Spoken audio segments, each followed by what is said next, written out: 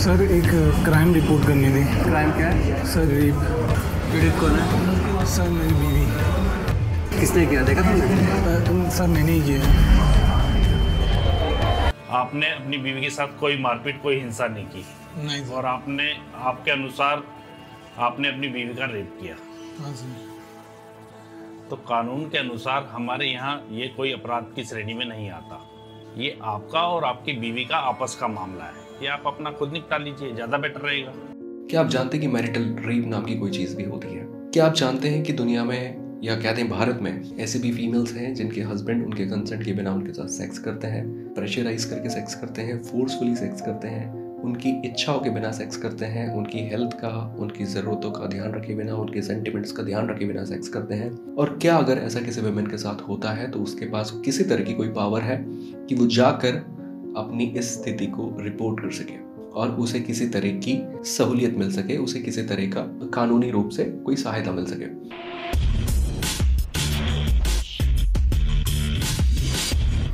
Well दोस्तों, आप देख रहे हैं कपल डायनामिक्स और मेरा नाम है विकास चौधरी। क्या आप जानते हैं कि दुनिया भर में 150 से ज़्यादा ऐसे देश हैं जिन्होंने मैरिटल रेप को क्रिमिनलाइज किया है।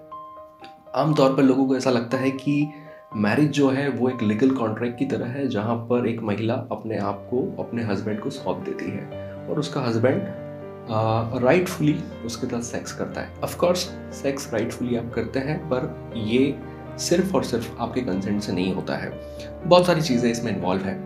150 देशों ने इसे क्रिमिनलाइज किया है। इंडिया में आज भी 14% से ज़्यादा वुमेन ऐसी है जिनके साथ ज़िंदगी में कभी न कभी उनके हस्बैंड ने रेप किया है, बट वो उस स्थिति में नहीं है कि वो उसे रिपोर्ट कर सके या किसी तरह की सहायता की अपेक्षा कर सके। मैरिटल रेप एक बहुत बड़ा मामला है। दिन ब दिन इसके केसेस बढ़ते जा रहे हैं। आप सोच कर देखिए, एक वुमेन जो घर पर रह रही है, दिन भर काम कर रही है, अपने परिवार का ध्यान रख रही है और इमोशनली उसे अपने हस्बैंड से कोई सपोर्ट नहीं मिलता। इमोशनली उसका हस्बैंड के साथ उतना अच्छा कनेक्ट अब उनका रहा नहीं और वो व्यक्ति अल्कोहलिक है। वो रोज़ रात को दारू पी कर आता है, घर में आता है, उसे अगेन उसकी वाइफ को क्या पसंद है क्या नहीं, उसे क्या चाहिए क्या नहीं, उसकी हेल्थ, उसने क्या खाया क्या पिया, उसे कोई मतलब नहीं है। उसे अपनी पैंट खोलनी है, उसे सेक्स करना है और वो सो जाता है। थिंक अबाउट दैट वीमेन जो हर दिन इस बात को झेल रही है। क्या ये सही हो रहा है? मेरे ख्याल से इस पर सोचने की ज़रूरत है। कुछ लोगों से जब पूछा गया कि अगर आपकी पत्नी आपके अगेंस्ट जाकर ये केस कर दे कि आपने उसका रेप किया है तो ये बात कैसी है, तो उन्हें बड़ी अजीब सी बात लगी, ये बड़ी बेतुकी सी बात लगी कि ये कैसे हो सकता है। एक पत्नी अपने ही पति के अगेंस्ट ये कैसे कर सकती है? क्योंकि कहीं ना कहीं हमने उसे अपना अधिकार मान लिया है। हमने इस बात को अधिकार मान लिया है कि हम उसके साथ कुछ भी कर सकते हैं। बट यहाँ पर एक इंपॉर्टेंट चीज़ और समझने की है, वो है ह्यूमन राइट्स। देखिए, एक बच्चे को जब वो बड़ा होता है तो ह्यूमन राइट के नाते उसे हर उस चीज़ की आज़ादी मिलती है जो वो चाहता है। अब वहाँ उसके पेरेंट्स उसे कोई चीज़ नहीं देना चाहते या कोई चीज़ में उसको रोक टोक करते हैं तो अपने पेरेंट्स के अगेंस्ट कानूनी रूप से जा सकता है और अपने ज़रूरत की चीज़ें कर सकता है। तो क्या ह्यूमन राइट्स का मामला एक मैरिज में नहीं होता? क्या एक वाइफ को ये राइट नहीं है कि वो इस चीज़ के लिए आवाज़ उठाए कि उसके साथ कोई चीज़ गलत हो रही है या उसकी मर्ज़ी के बिना हो रही है? उसके पास खुद की इच्छाओं की अभिव्यक्ति के लिए या उसकी खुद की मर्ज़ी के लिए इतना अधिकार तो होना ज़रूरी है कि अगर कोई चीज़ फोर्सफुली हो रही है तो वो उसे रिपोर्ट कर सके। ह्यूमन राइट को अगर हम थोड़ा भी समझते हैं तो हमें समझना होगा कि एक पति और पत्नी दोनों दो व्यक्ति हैं और वो दोनों जो भी मिलकर करते हैं, दोनों जो भी अपने कंसेंट से करते हैं वो ठीक है। पर जहाँ पर भी किसी एक का कंसेंट नहीं है और कोई चीज़ ज़बरदस्ती होने लगे तो उसके राइट्स, उसके लिए लॉफुली वो कुछ कर सके, इसके अधिकार उसके पास होनी चाहिए। अब जब किसी ने दिल्ली हाई कोर्ट में याचिका दायर की कि मैरिटल रेप जो है उसको लेकर हम कानून बनाएं, और कोर्ट ने जब केंद्र सरकार से पूछा कि भाई इस पर आप क्या कर रहे हैं, तो केंद्र सरकार ने वहाँ पर कहा कि एक तो इस लॉ में कई सारी दिक्कतें हैं। दिक्कतें कैसी हैं कि अगर कोई वुमेन आकर ये रिपोर्ट करती है कि उसके साथ रेप हुआ है जो उसके हस्बैंड ने किया है, तो उसके सबूत आप कैसे जुटाएंगे? आप कैसे पता करेंगे कि ये सच है या झूठ है? पहला कंसर्न। दूसरा, उनका ऐसा कहना था कि ये लॉ पतियों को परेशान करने के लिए पत्नियां यूज़ कर सकती हैं। वुमेन कहीं ना कहीं इसका मिसयूज़ भी कर सकती है, इस लॉ का, लोगों को दबाने के लिए, उन्हें डोमिनेट करने के लिए। तीसरा, कि सारी बातें सही है, ये सारे एंगल ठीक है अपनी जगह, बट अगेन बात उस वुमेन की जो हर दिन इस तरह की चीज़ों को झेल रही है।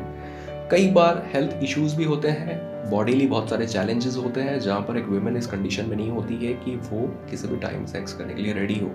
और ऐसे में अगर कोई हस्बैंड नहीं समझता इस चीज़ को तो इस बात को क्राइम की श्रेणी में रखा ही जाना चाहिए, इसे रेप की श्रेणी में रखा ही जाना चाहिए और इसके लिए ज़रूरी मापदंड बनाए जाने चाहिए।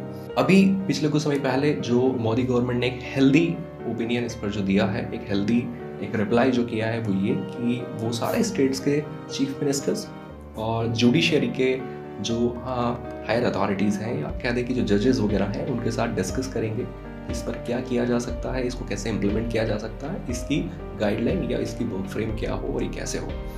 150 देशों में इस कानून को माना जा रहा है और इंडिया में नहीं। ये बहुत ही शर्मनाक बात है कि आज तक हमने इसके बारे में सोचा नहीं। आमतौर पर हमारे देश में कोई भी लॉ लाने के पहले एक बहुत ही बड़ा, बहुत ही घिनौना क्राइम होना ज़रूरी हो जाता है। जैसे हमने देखा निर्भया, इस तरह की जब केसेस होती हैं तो सरकार हरकत में आती है और रातों रात नए नियम बन जाते हैं, नए लॉज बन जाते हैं। पर क्या ज़रूरी है कि ऐसा कोई बहुत बड़ी दुर्घटना हो तभी हम सुधार करें? क्या हम समय से पहले नहीं इसको ठीक कर सकते?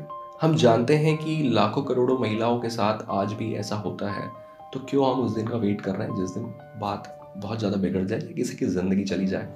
इस पर लॉज बनने की बहुत ज़्यादा ज़रूरत है। This is time when we need to honour our women and their right to bodily autonomy, and this is the time to join the League of 150 countries in criminalizing marital rape. So that's all about today and I hope कि ये content आपके पसंद आ रहा होगा। अगर आपकी marital rape को लेकर किसी भी तरह की ओपिनियन है, अगर आपको लगता है कि इस तरह का क्रिमिनलाइजेशन होना चाहिए या ये चीज़ नहीं होनी चाहिए, आपको लगता है कि जो चीज़ें चल रही है वो वैसे ही चलनी चाहिए या इस तरह के लॉज लाने की ज़रूरत है, आपकी राय क्या है मैं जानना चाहूँगा। कमेंट बॉक्स में ज़रूर बताएं।